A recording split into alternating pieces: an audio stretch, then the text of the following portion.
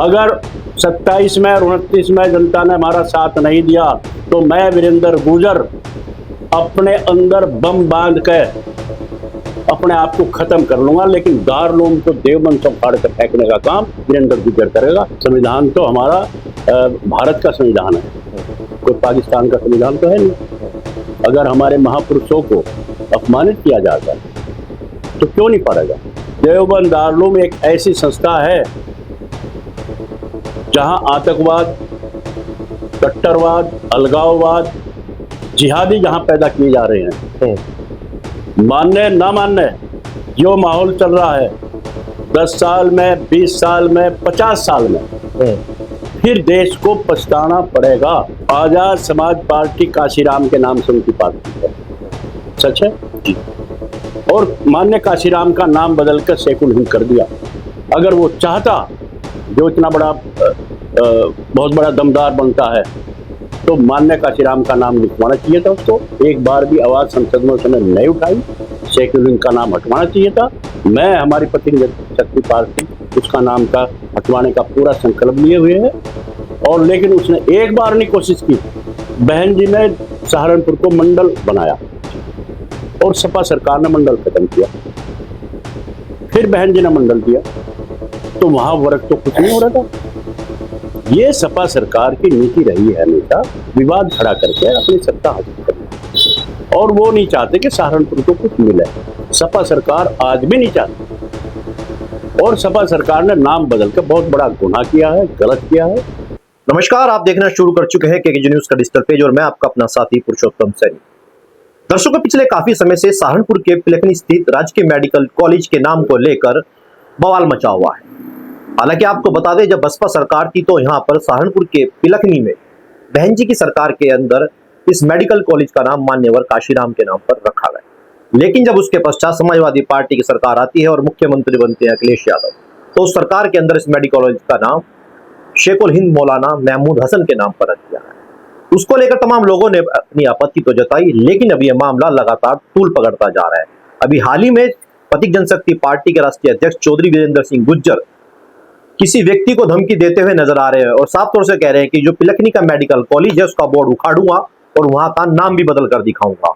इन्हीं तमाम मुद्दों पर चर्चा करेंगे। खुद बातचीत करने के लिए मेरे साथ मौजूद है वीरेंद्र सिंह गुर्जर जी। पहले आपको बहुत बहुत स्वागत है। आपके चैनल का भी पुरुषोत्तम जी बहुत बहुत धन्यवाद। बहुत विवादों में रहते हैं आप चौधरी साहब, और आपने एक वीडियो में फिर विवाद खड़ा कर दिया कि बोर्ड उखाड़ेंगे। क्या है पूरा मामला? नहीं, वो देखो, पहली बात तो ये है जी, महापुरुष का नाम मान्य काशीराम मेडिकल कॉलेज का नाम एक सहारनपुर को बहुत बड़ी सौगात दी थी बहन जी ने जी।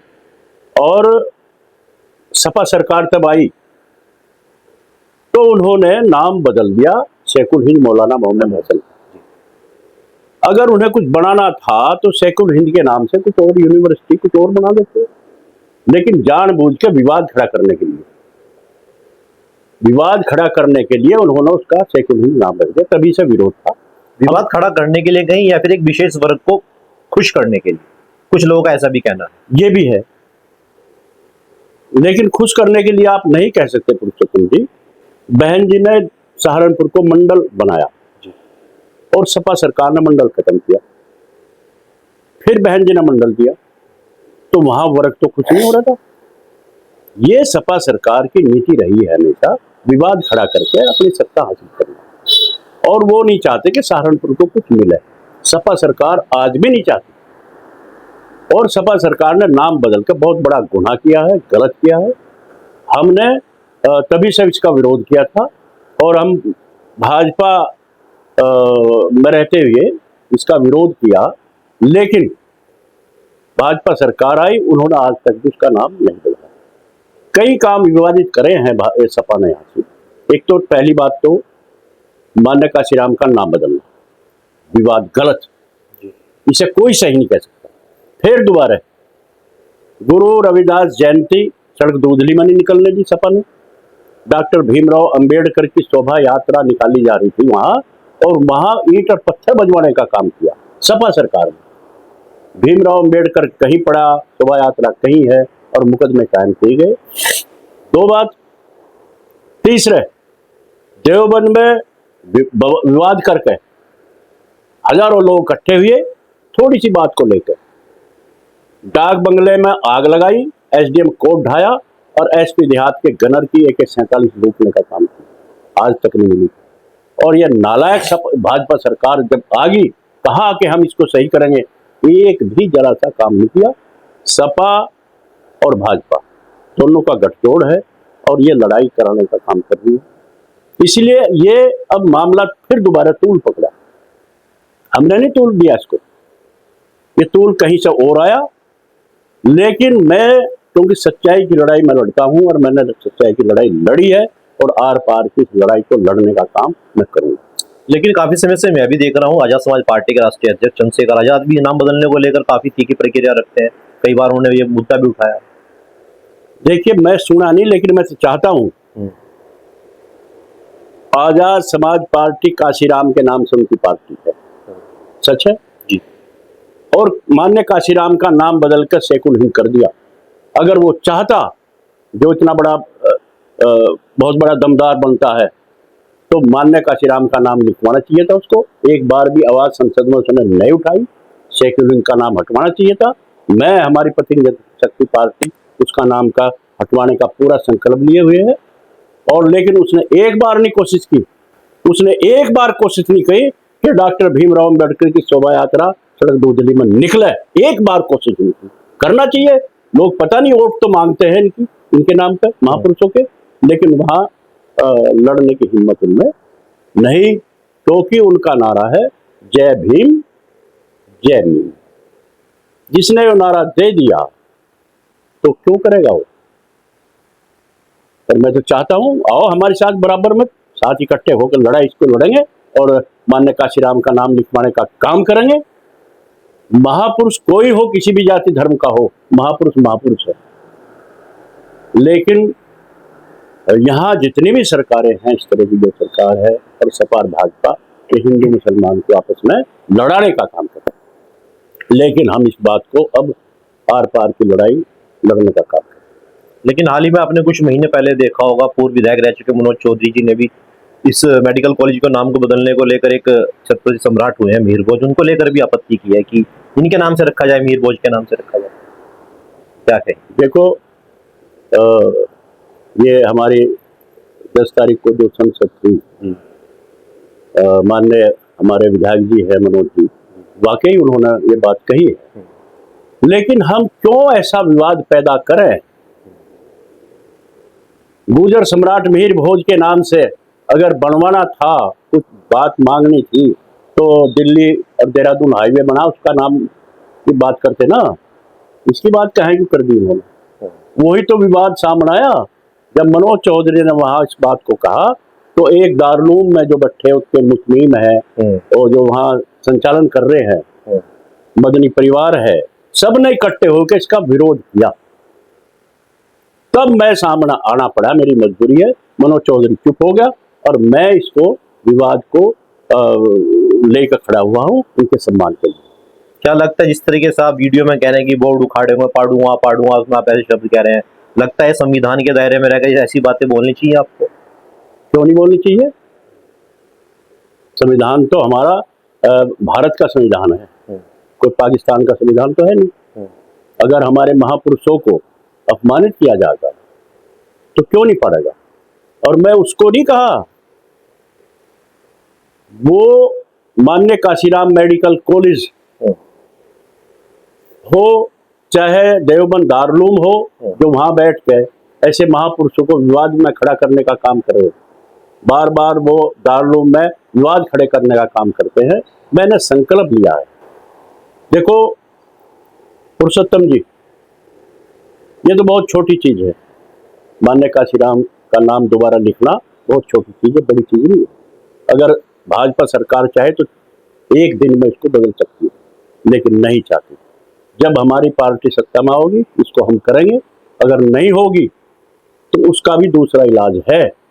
सबसे बड़ा अगर कोई कांड है, कोई काम है हमारे देश के लिए, अगर वो हम उसको नहीं सुधारा, जो भाजपा सरकार ने किया आज तक नहीं किया, मैं उसकी बात कर रहा हूं। देवबंद दारुलूम एक ऐसी संस्था है जहां आतंकवाद कट्टरवाद, अलगाववाद, जिहादी जहां पैदा किए जा रहे हैं, मानने ना मानने जो माहौल चल रहा है 10 साल में, 20 साल में, 50 साल में, फिर देश को पछताना पड़ेगा। अलगाववाद, देश का बंटवारा भी हो सकता है, देश गुलाम भी हो सकता है। लेकिन मैं वीरेंद्र गुर्जर ने प्रण कर लिया है, मैं आपके चैनल से बताना चाह रहा हूं, माननीय काशीराम जी का तो नाम लिखा जाएगा, इसे तो कोई रोक नहीं सकता। लेकिन जहां ऐसी बड़ी संस्था है, हमारी पार्टी ने तय किया है और वीरेंद्र गुर्जर ने तय किया है, 2027 का चुनाव है। अगर जनता हमें सपोर्ट करती है 2027 में, तो हम विधानसभा में जाकर इसको हटाने का काम करेंगे।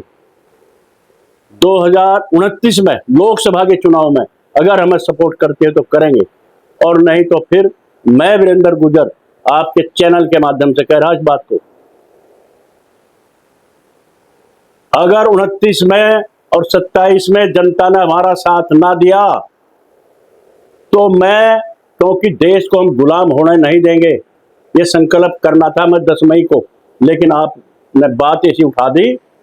आज ही मैं इस बात को आपके सामने रख रहा हूं, अगर 27 में और 29 में जनता ने हमारा साथ नहीं दिया तो मैं वीरेंद्र गुर्जर अपने अंदर बम बांध के अपने आप को खत्म कर लूंगा। लेकिन दारुल को देवबंद से उखाड़ कर फेंकने का काम वीरेंद्र गुर्जर करेगा। आग लगा लूं अपने आप पर, उसमें आग लगा दूंगा, लेकिन मैं जिंदा नहीं रहने का, क्योंकि मैं नहीं चाहता हमारा देश गुलाम हो, मैं नहीं चाहता हमारा देश फिर बंटने का काम करे। जिंदा रहते हैं मैं इसको देखना नहीं चाहूंगा, मैं अपने आप को खत्म कर लूंगा, लेकिन देवबंद दारुल को भी साथ लेकर मरेंगे हम। आपने भी जिक्र किया कि चौधरी साहब की देवबंद के तमाम ऐसे संगठन मिलते हैं जो आतंकवाद से इनकी तारें जुड़ी रहती हैं, लेकिन योगी सरकार ने तो एटीएस सेंटर खोल दिया, तमाम आतंकवादियों पर वहां पर धरपकड़ भी हुई है, क्या कहेंगे? हाँ, 0 बटा लड्डू, अभी कुछ दिन पहले भी यहाँ से पकड़े गए आतंकवादी। जब पकड़े जा रहे हैं, हाँ। पकड़े जा रहे हैं रोज, वहां पता है इसके अंदर आतंकवादी जिहादी पैदा हो रहे हैं, तो इस पे ताड़ा क्यों नहीं मारते, इसको बंद क्यों नहीं करते? और मेरे पास लिखित में रखा, अभी बहुत पहले पाकिस्तान ने लिखा था कि भारत आतंकवाद चिल्ला रहा है, अगर चाहता हूं आतंकवाद बंद हो तो सबसे पहले देवबंद दारुल को बंद कर दे, और वो भारत का नहीं, पाकिस्तान का नहीं, पूरी दुनिया का आतंकवाद खत्म हो जाएगा। ये उन्होंने राजदूत ने कहा था वहां पाकिस्तान को।